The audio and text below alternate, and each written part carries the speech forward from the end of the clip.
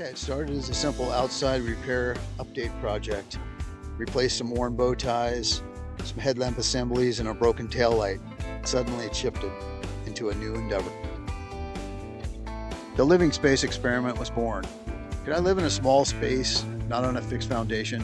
I made up my mind to give it a go. I imagined saving thousands of dollars a year if I could pull it off. I removed the rear seats and proceeded to transform the passenger van into an abode. Over time, my home remodel was inevitable. That, my friends, would require construction.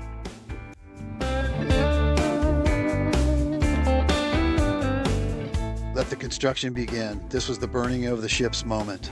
No way back to a passenger van.